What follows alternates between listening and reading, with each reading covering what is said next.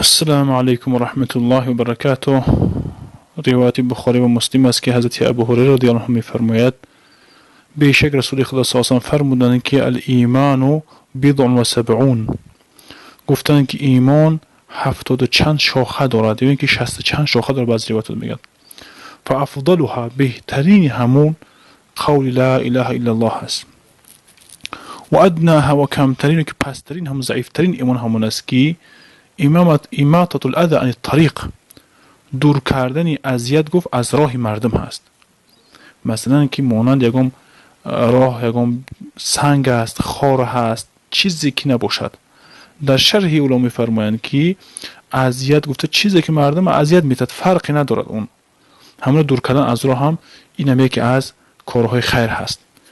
در دومش گفتن که والحیاء شعبة من الایمان، حیا شاخه از ایمان است.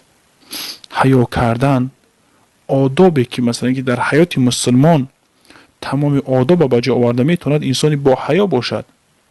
انسانی بی حیا بی ادب است. انسان که وقتی که با ادب باشد با حیا است و از الله حیا میکند، از خلق الله حیا میکند که مثلا که کارهای گناه نمیکند. حضرت ابن عمر رضی الله عنهما میفرماید که بشیر رسول خدا صلی الله علیه و آله گذشتن به پیش یک نفر از انصاری میگد و همون برادرش رو نصیحت میکرد در حیا. میگفت چرا تو حیا میکنی؟ تو باید ایزوکش نباشی، باید حیا نکنی. گفتم خیلی بسیار نصیحتش میکرد. پیامبر گرامی صلی الله علیه و آله فرمودن که دعه، گفتن بگذار. گفتن چی نصیحت میکنی که بی حیا باشی، باید تو ایزونکش باشی؟ باید گفت فان الحیاء من الایمان. پیامبر گرامی صلی الله علیه و آله که حیا از ایمان است، یعنی که حیا از ایمان است. گفتن تصور کنید که چقدر چیزی ضرور هست.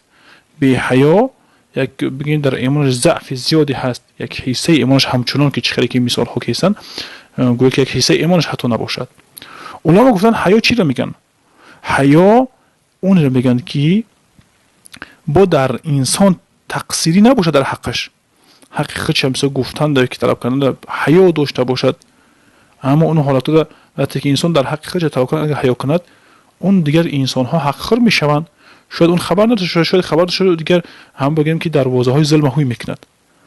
یا اینکه مثلا که بعضی از ما و شما فرزندهای خودمون را به حیاگیر تربیت میتیم، اونا دشنام کن، اونا حقارت کن، اونا خیلی کن، بچم ایزونا کش، تو مردک هستی، به لباس هم بازی کنی یکم مشکلی ندارد. گفته اعوذ بالله، این چیزها درست نیستن.